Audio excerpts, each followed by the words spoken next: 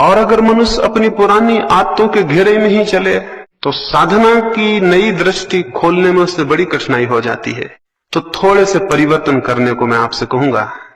एक परिवर्तन तो मैं आपसे ये कहूंगा कि इन 3 दिनों में आप ज्यादा बातचीत ना करें। बातचीत इस सदी की सबसे बड़ी बीमारी है और आपको पता नहीं कि आप कितनी बातें कर रहे हैं। सुबह से सांझ तक, जब तक आप जाग रहे हैं, बातें कर रहे हैं, या तो किसी से कर रहे हैं, अगर फिर कोई मौजूद नहीं है तो अपने भीतर खुद से ही कर रहे हैं। इन 3 दिनों में इसका बहुत सजग प्रयास करें कि आपकी बातचीत की जो बहुत यांत्रिक आदत है वो ना चले। एक ही कर देना, उसे बंद कर दें। आदत है हमारी, ये साधक के जीवन में बहुत संघातक है।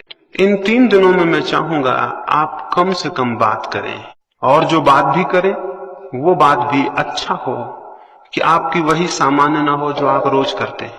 आप क्या रोज बातें कर रहे हैं, उसका कोई बहुत मूल्य है? आप उसे नहीं करेंगे तो कोई नुकसान है? जिसको आप कर रहे हैं उसका अगर नहीं उसे बताएंगे कोई अहित है? इन 3 दिनों में स्मरण रखें कि हमें किसी से कोई विशेष बात नहीं करनी है। बहुत अद्भुत लाभ होगा। अगर कोई थोड़ी बहुत बात आप करें भी, अच्छा हो कि वो साधना से ही संबंधित हो और कुछ ना हो। अच्छा तो यह है कि ना ही करें। ज्यादा से ज्यादा समय मौन को रखें। वो भी जबरदस्ती मौन रखने को नहीं कहता हूं कि आप बिल्कुल बोलें ही ना या लिख के बोलें। आप बोलने के लिए मुक्त हैं, बातचीत करने को मुक्त नहीं। और स्मरण पूर्वक जितना सार्थक हो उतना बोलें, बाकी चुप रहें। 2 लाभ होंगे। एक तो बड़ा लाभ होगा कि व्यर्थ जो शक्ति व्यय होती है बोलने में वो संचित होगी और उस शक्ति का हम उपयोग साधना में कर सकेंगे। दूसरा लाभ ये होगा कि आप दूसरे लोगों से टूट जाएंगे और आप थोड़े एकांत में हो जाएंगे। हम यहाँ पहाड़ पर आए, पहाड़ पर आने का कोई प्रयोजन पूरा ना होगा अगर यहाँ हम 200 लोग इकट्ठे हुए हैं और आपस में बातचीत करते रहे और बैठ के गपशप करते रहे, तो हम भीड़ में रहे, हम एकांत में नहीं आ पाए। एकांत पे आने के लिए पहाड़ पे जाना ही जरूरी नहीं है, ये भी जरूरी है कि आप दूसरे लोगों से अपना संबंध थोड़ा शिथिल कर लें और अकेले हो जाएं। बहुत नाम मात्र को संबंध रखें। समझें कि आप अकेले हैं इस पहाड़ पर और दूसरा कोई नहीं है, और आपको इस तरह जीना है जैसे आप अकेले आए होते, अकेले रहते, अकेले घूमने जाते, अकेले किसी दरख्त के नीचे बैठते। वैसे झुंड में आप ना जाएं, 4-6 मित्र बन के ना जाएं, अलग अलग एक एक। इन 3 दिनों में हम इस तरह जिए। ये मैं आपको कहूं कि भीड़ में जीवन का कोई श्रेष्ठ सत्य न कभी पैदा होता है और न कभी अनुभव होता है। भीड़ में कोई महत्वपूर्ण बात कभी नहीं हुई। जो भी सत्य के अनुभव हुए हैं वे अत्यंत एकांत में और अकेलेपन में हुए हैं। जब हम किसी मनुष्य से नहीं बोलते और जब हम सारी बातचीत बाहर और भीतर बंद कर देते हैं तो प्रकृति किसी बहुत रहस्यमय ढंग से हमसे बोलना शुरू कर देती। वो शायद हमसे निरंतर बोल रही है, लेकिन हम अपनी बातचीत में इतने व्यस्त हैं कि वो धीमी सी आवाज हमें सुनाई नहीं पड़ती। हमें अपनी सारी आवाज बंद कर देनी होगी ताकि हम उस अंतश्चेतन की आवाज को सुन सकें जो प्रत्येक के भीतर चल रही है।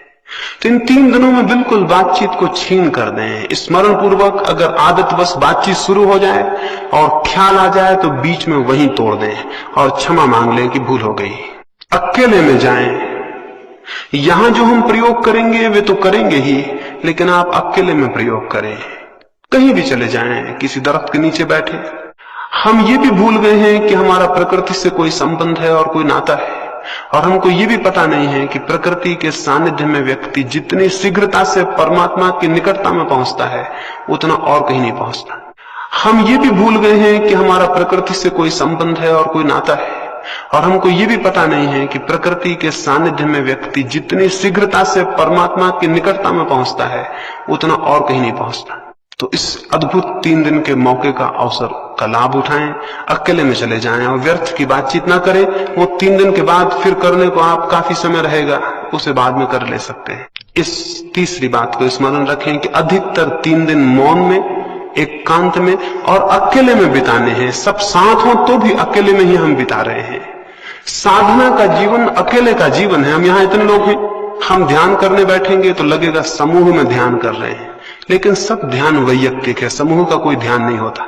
बैठे जरूर हम यहाँ इतने लोग हैं, लेकिन हर एक भीतर जब अपने जाएगा तो अकेला रह जाएगा।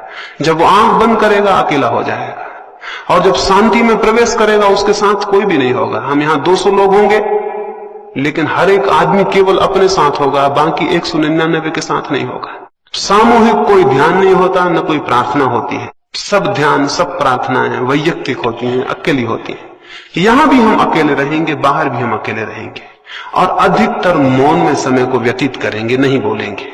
इतना ही काफी नहीं है कि नहीं बोलेंगे, अंतस में भी स्मरण रखेंगे कि व्यर्थ की जो निरंतर बकवास चल रही है भीतर आपके, आप खुद ही बोल रहे हैं, खुद ही उत्तर दे रहे हैं, उसे भी शिथिल रखेंगे, उसे भी छोड़ेंगे।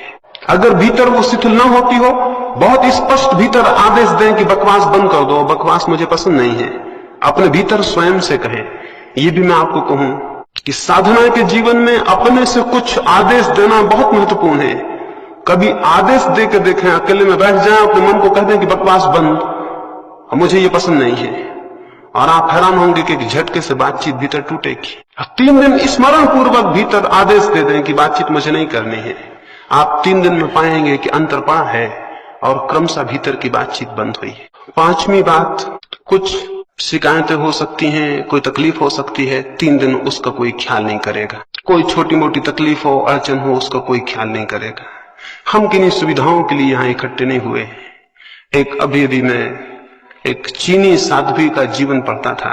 वो एक गांव में गई थी, उस गांव में थोड़े से मकान थे। उसने उन मकानों के सामने जाके, सांझ हो रही थी, रात पड़ने को थी, वो अकेली साध्वी थी। उसने लोगों से कहा कि मुझे घर में ठहर जाने दें। अपरिचित स्त्री, फिर उस गांव में जो लोग रहते थे वो उनके धर्म के मानने वाली नहीं थी। लोगों ने अपने दरवाजे बंद कर लिए। दूसरा गांव बहुत दूर था और रात और अकेली, उसे उस रात खेत में जाके सोना पड़ा। वो एक चेरी के दरख्त के नीचे जाके चुपचाप सो गई। रात 2 बजे उसकी नींद खुली। सर्दी थी और सर्दी की वजह से उसकी नींद खुल गई। उसने देखा फूल सब खिल गए हैं और दरख्त पूरा फूलों से लदा है और चांद ऊपर आ गया है और बहुत अद्भुत चांदनी है, और उसने उस आनंद के क्षण को अनुभव किया। सुबह वो उस गांव में गई और उनको धन्यवाद दिया जिन्होंने रात्रि द्वार बंद कर लिए थे। और उन्होंने पूछा, काहे का धन्यवाद? उसने कहा, तुमने अपने प्रेमवश, तुमने मुझ पर करुणा और दया करके रात अपने द्वार बंद कर लिए, उसका धन्यवाद। मैं एक बहुत अद्भुत क्षण को उपलब्ध कर सकी। मैंने चेरी के फूल खिले देखे और मैंने पूरा चांद देखा, और मैंने कुछ ऐसा देखा जो मैंने जीवन में नहीं देखा था। और अगर आपने मुझे जगह दे दी होती तो मैं वंचित रह जाती। तब मैं समझी कि उनकी करुणा, कि उन्होंने क्यों मेरे लिए द्वार बंद कर रखे। ये एक दृष्टि है, एक कौन है। आप भी हो सकता था उस रात द्वार से लौटा दिए गए होते, तो शायद आप इतने गुस्से में होते रात भर, और उन लोगों के प्रति इतनी आपके मन में घृणा और इतने क्रोध होता कि शायद आपको जब चेरी में फूल खिलते तो दिखाई नहीं पड़ते, और जब चांद ऊपर आता तो आपको पता नहीं चलता। धन्यवाद तो बहुत दूर था, आप ये सब अनुभव भी नहीं कर पाते। जीवन में एक और स्थिति भी है जब हम प्रत्येक चीज के प्रति धन्यवाद से भर जाते हैं। साधक स्मरण रखें कि उन्हें इन 3 दिनों में प्रत्येक चीज के प्रति धन्यवाद से भर जाना है। जो मिलता है उसके लिए धन्यवाद, जो नहीं मिलता उससे कोई प्रयोजन